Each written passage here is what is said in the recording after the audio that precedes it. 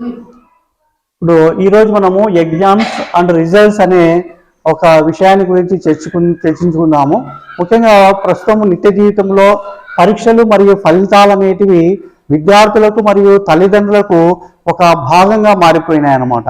అయితే మనకు వచ్చిన కాల్స్ ను గమనించినట్లయితే ఎగ్జామ్స్కు భయపడి కొంతమంది విద్యార్థులు ఆహారాన్ని సరిగా తీసుకోకపోవడము, లేదా పరీక్షలకు సంసిద్ధం కాకపోవడము, లేదా స్కూల్ లేదా కాలేజీకి రాకపోవడం అనేది జరుగుతుంది. కాబట్టి పరీక్షలు అంటే భయాన్ని తొలగించుకోవాలి, అంటే శ్రమకు ఎక్కువగా ప్రాధాన్యత ఇవ్వాలి, ఫలితాన్ని గురించి కొద్దిగా మనము తక్కువగా ఆలోచించాలి.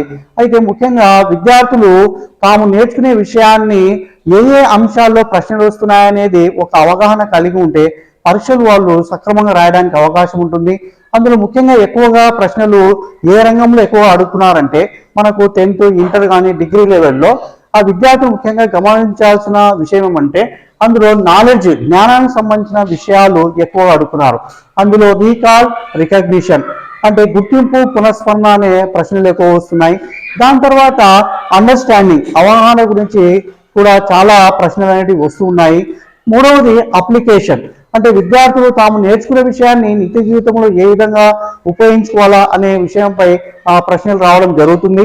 అయితే విద్యార్థులు ఈ అన్ని అంశాలను స్థూలంగా వారు గమనించి ప్రశ్న జవాబులు తర్వాత వారికి సంబంధించిన ఆన్సర్స్ బాగా నేర్చుకున్నట్లయితే మనకు లాస్ట్లో ఎలాంటి ఇబ్బంది లేకుండా పరీక్షలు రాయడానికి అవకాశం ఉంటుంది.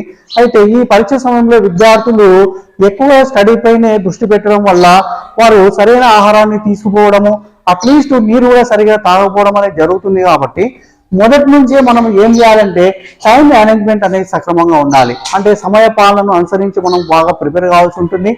తర్వాత హెల్తీ ఫుడ్, అంటే పౌష్టిక ఆహారాన్ని తీసుకోవాలి, అంటే మనకు తేలికగా జీర్ణమయ్యే పండ్లు, తర్వాత కొన్ని రకాల రసాలు, మజ్జిగ, పెరుగు ఇలాంటివి ఎక్కువగా వాడుతున్నట్లయితే పరీక్ష సమయంలో మనం ఆరోగ్యంగా ఉండటానికి అవకాశం ఉంటుంది. ముఖ్యంగా ఫాస్ట్ ఫుడ్ విషయంలో మనము ఖచ్చితంగా ఎగ్జామ్స్ టైంలో వాటిని దూరంగా ఉంచుకోవాలి. తర్వాత కాన్ఫిడెన్స్ ఉండాలి, అంటే విద్యార్థులు ఆత్మవిశ్వాసం అనేది ఉన్నప్పుడు మనకు ఎగ్జామ్లో కొన్ని ప్రశ్నలకు జవాబులు రాకపోయినా కూడా మనము విన్న విషయాలను రాయడానికి అవకాశం ఉంటుంది. తర్వాత మెయిన్ పాయింట్స్ అనేటివి పరీక్ష పేపర్లో సక్రమంగా ప్రజెంట్ చేసినట్లయితే ఎక్కువ మార్కులు రావడానికి కూడా అవకాశం ఉంటుంది.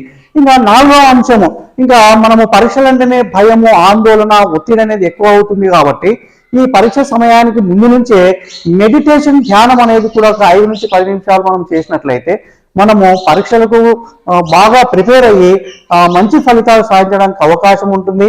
తర్వాత మనము ఇవన్నీ గమనించినట్లయితే విద్యార్థులు కంటే తల్లిదండ్రులు ఎక్కువగా ఒత్తిడికి గురవుతున్నారు.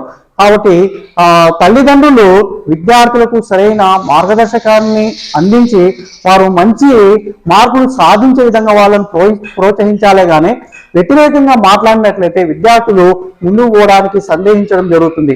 కాబట్టి ఈ అన్ని విషయాలను బాగా గుర్తుంచుకొని ఈ 10th క్లాస్ కానీ, ఇంటర్ కానీ, డిగ్రీ లెవెల్లో ఉండే విద్యార్థులు ఎగ్జామ్స్ బాగా రాసి మంచి మార్కులు సాధించాలని కోరుకుంటున్నాను. All the best to all the students.